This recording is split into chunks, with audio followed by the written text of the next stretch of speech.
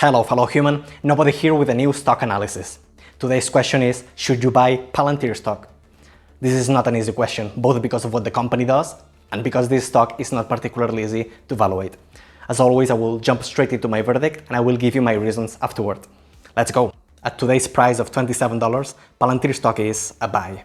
My price target is between $25 and $33 for an average of $29 per share.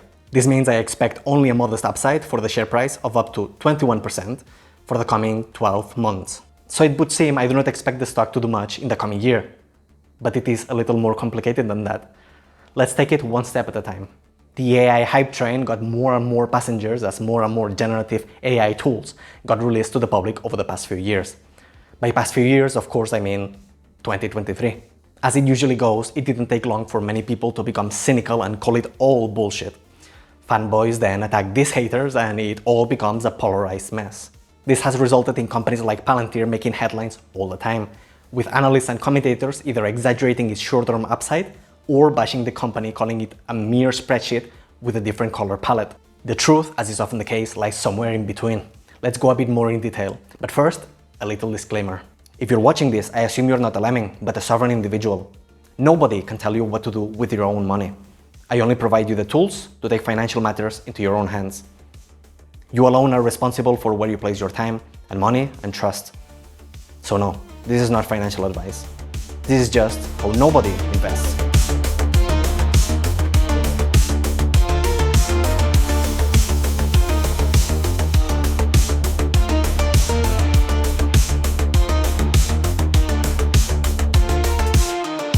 Palantir is a software as a service or SaaS company that offers several tools.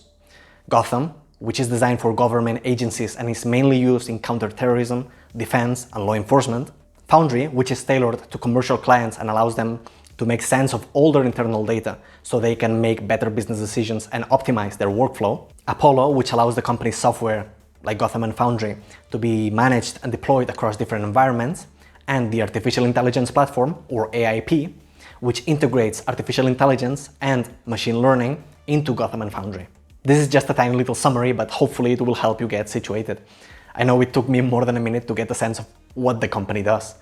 With that said, let's now take a look at the company's past growth. Since 2018, Palantir's average annual growth was 30.2% for revenue.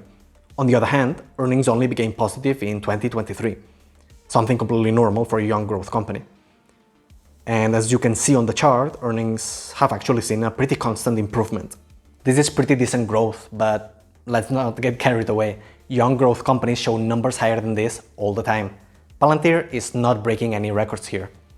What about the future? Can we expect the company to accelerate its growth? As things currently stand, for the coming 3 years, analysts expect the company's average annual growth to be 19.8% for revenue and 55.7% for earnings. 20% revenue growth is lower than past growth, but a small revenue growth deceleration over time is usually acceptable for most companies. But as we will see, Palantir is not most companies. In many cases, revenue growth deceleration is okay as the company focuses on profitability. But Palantir is not at that stage yet. So that seemingly huge earnings growth doesn't impress me all that much, partly because it's a big percentage of a tiny number. If you're investing for the long term, you want to see revenue growth being maximized. Many years later, that revenue will eventually become earnings. A young company that prioritizes earnings too soon to please short-sighted investors might not be investing enough into its overall growth, compromising the long term. In other words, it's like a farmer being in a rush for a fruit tree to produce fruit now, instead of letting it grow larger so it can produce more fruit later. In the case of a software company, the cost of growing slowly is huge as it needs to move fast enough for its competitive advantage to become larger and not smaller over time. Other companies can and will try to replicate what it does. With all that said, to assess whether the company's growth is sufficient, we need to take a look at its valuation. Since its IPO on the 30th of September of 2020, the average revenue multiple has been 16.5, which is quite high. Today, that multiple is even higher. The average earnings multiple doesn't tell us much, as Palantir is a growth company whose earnings just recently became positive. The PEG ratio, on the other hand, does give us some clues. Although I already said earnings right now are secondary, The current PE ratio is not excessively high given the expected earnings growth. So the revenue multiple, the enterprise value to sales or EVS ratio, currently stands at 20.2.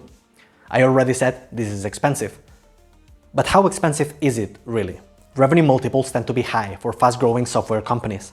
And expensive is a relative term.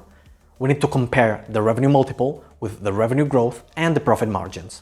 As we saw, future revenue growth should be around 20%, and the gross profit margin and the net income margin have improved over time and are today 81% and 13%.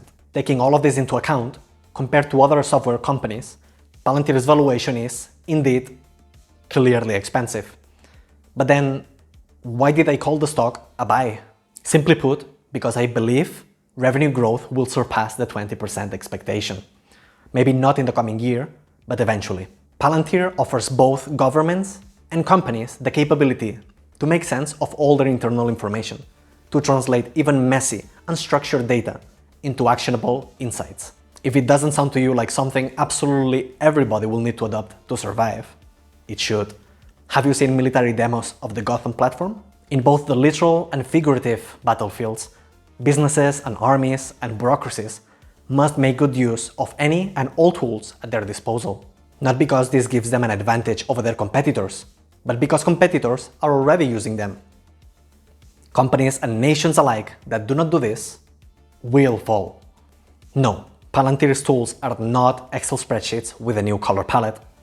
They are ways to visualize massive amounts of data in a way that is understandable and makes it easier to make the right decisions. With the company's AIP, all of this will become exponentially better, as ever-improving AI will make better and better suggestions, and eventually will run the bulk of the operations by itself. No, you're not being paranoid. It does sound an awful lot like the Terminator. Through its bootcamps, Palantir is showing all of this to its potential clients. It seems pretty clear to me that it is only a matter of time before the revenue growth estimates are revised upward, as 20% does not reflect the importance of what the company offers. And no, the CEO Alex Karp rubbing a few people the wrong way is not a major obstacle. What are my long-term expectations? If revenue growth increases to, for example, 30%, I would expect the stock to return at least 20% per year for several years. Regarding the multiples, they may not compress all that much if Palantir achieves in software the almost monopoly that Nvidia enjoys in hardware. If you found this video only mildly upsetting, please like it and subscribe to the channel for more.